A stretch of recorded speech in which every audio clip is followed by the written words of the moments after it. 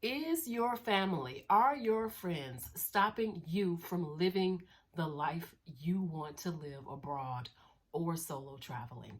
In this video, we will talk about these particular roadblocks and what you can do to get around them. Hey girl, hey, are you a Black woman solo traveler? Are you a Black woman who wants to move abroad? Sis, this is the community for you. Do me a favor, hit the subscribe button or the subscribe bell. Also share this video, like it, and comment below. Let's talk about it, y'all. It's a crazy topic, right? We don't want to think about things like this sometimes, but the family that you have, the family that you love, that you were born into, and maybe even some of the friends that you have chosen yourself, they may not be your biggest supporters on this journey to be a Black woman solo traveler or a Black woman who moves abroad. It's one of those hard truths that we sometimes don't want to accept. And you know how we do on this channel? We keep it all the way real. I'm letting you know right now, wherever you are in the planning stages or process, you probably got somebody in your circle or maybe outside of your circle who does not want you to travel, who does not want you to leave, who constantly questions you about safety and why you want to go there and why you want to go there alone. So let's just deal with the elephant in the living room, right? And just realize that sometimes the people who we love the most may not be our biggest supporters as it relates to this journey. Why?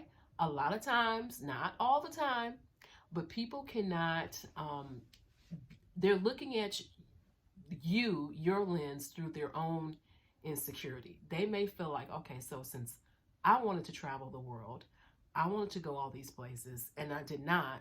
So how dare you want to do what I couldn't do? And it's as simple as that. And sometimes it's really tough because these may be people you honestly you may love. This may be your mama. This could be your spouse. It could be your cousins. It may be your best friend. It could be a number of people. Just could be people in your circle. So be really careful about who you're talking to in terms of your travel plans. If the folks in your circle have never been anywhere in terms of travel, they may not be the best people to go to tell about your travel plans and your advice. And you usually can instantly tell it. Like they are literally like, oh my God, I couldn't do that. I couldn't go to Amsterdam alone. Or I would never go to Egypt. Or I would never go XYZ place. So be really careful about that. Examine who in your life might not, might be kind of hating on you from outside the travel club, okay? Because we all have them. And you got to really tell them folks, you have to be really careful about what you tell, what you share. It is up to you what we share with people. People can ask a question, but you don't have to get an answer, all right? Especially if you know they are not going to be supportive. You would be surprised the number of people who let their families stop them from traveling. So I was reading an article from Business Insider over the weekend, and it talked about she's 23 in her early 20s. She had traveled the world, but then was in Europe for 8 months. And she was saying how she was so lonely and homesick that she came home. And this young woman, Haitian American, in the article, which I will link to in the description box, she talked about how she wanted to know her nieces and nephews. She wanted her nieces and nephews to get to know her. And that is what has inspired this video, because I wish on one level, I wish that little sis had, I wish number one, that she had some ways, a community to help her deal with the feelings of loneliness and isolation. Those are very real and very valid feelings. I don't want to dismiss those. But I also wish perhaps that she had like a therapist. There are Black women expat therapists out there who can help you specifically on this journey. Sis, sometimes your friends back home, they just will not understand. And so you definitely need that support. Black women, we are in need of community, right? We don't always have to be the strong one. We don't always have to be the mules. And so sometimes we are the ones that need support. And sometimes because we are seen as being so strong, we can be sometimes afraid to ask for help. And I wish that this young lady had asked for help first, because I promise you, I was reading the article and I was going, okay, is this some sort of propaganda? Because I can't tell you the number of articles that I've read about Katie who has been to 25 countries by the time she's 25. And so when it's a Black woman featured, we're talking about a different story. We're talking about family. This woman is in her 20s. You know, it is a perfect time for her to travel, in my mind. Perfect time for her to travel. She does not have any children. She does not have a spouse, partner, or whatever. And it doesn't mean if you have those things that you still can't travel, but you get what I'm saying. You're in your 20s, early 20s, not even mid 20s yet. The world is literally your oyster, sis. Now is the time you want to be out there traveling. And so a lot of times we will let our families, who these family members and friends a lot of times won't even get on a flight to come see you. So it brings up the question, are you letting your friends and your family, people in your circle, stop you from living the travel life that you want to live as a Black woman who wants to move abroad, as a Black woman solo traveler? We have to realize that sometimes, especially in our community, we are seen as, you know, sacrificing everything and everyone for ourselves, and we don't put ourselves first. The decision to solo travel, the decision to move abroad is a quote unquote selfish one. And the reason why I say that it is not really selfish. Let me take that back. It is moving with your thoughts and your opinions in mind. You come first, not anybody else. Now, I get it if you've got like an elderly family member, you're a caretaker, maybe you have special needs children. I get things can be a bit more complicated. But if you don't have any caretaking responsibilities, sis, are you letting your family and friends, are you letting their insecurities seep out onto you? Because I can't tell you the number of people, some of them mean very well, but they will tell you in a minute, oh, why are you going to Mexico? That's not safe. Why are you going here? Why are you going there? It's safe right in the U.S. No, it's really not, especially not for Black people, not for black women. It's definitely not safe.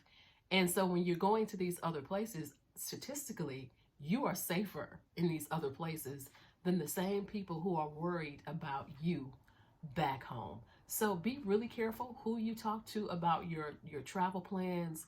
Keep your travel circle smaller than a Cheerio, like for real, because you don't want to have people their doubts to seep into you. And it could just be just a simple thing, and they will, you know, talk to you, and you'll be rethinking some of your plans. So I want us to be really careful and cautious about who we're talking to, getting mentorship and advice from people who have been in the places and the spaces that we want to go. Other expats, other women who have made the move, other women who are solo travelers. Sis, that is going to be your tribe as you begin this journey and as you're in the middle of this journey. And for me, I know that some of my friends just do not understand. They don't understand certain things, and that's okay.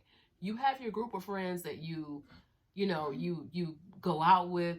You have your group of friends that you go shopping with, go to the bar, whatever.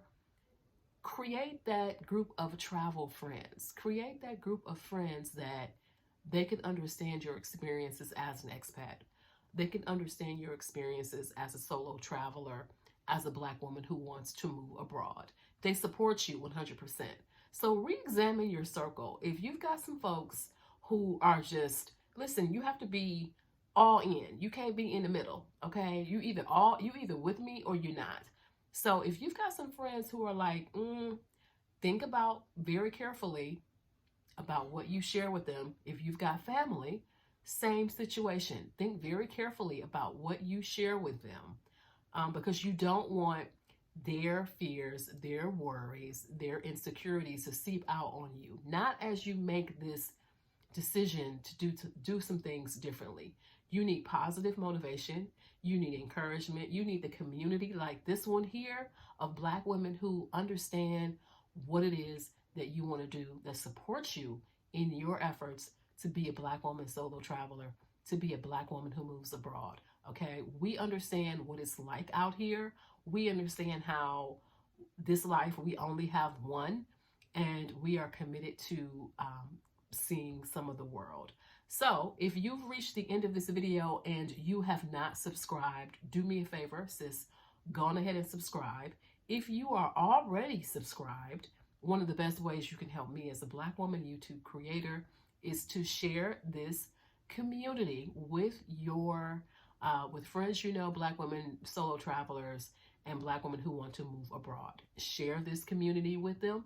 It's one of the best ways to help me grow. We're at almost 230 subscribers. Thank you, thank you, thank you for all of those who are with me along this journey. All right, sis, it's been great talking to you. Remember, keep, examine who is in your family, your friends, and even those randos. Like, examine who you're telling your travel plans to. Change accordingly. Look, you may need to get some new friends. Okay, bottom line. Get some new people in your circle. Get some new people in your travel circle if you need to. All right, I will talk to you guys later. Have a good one.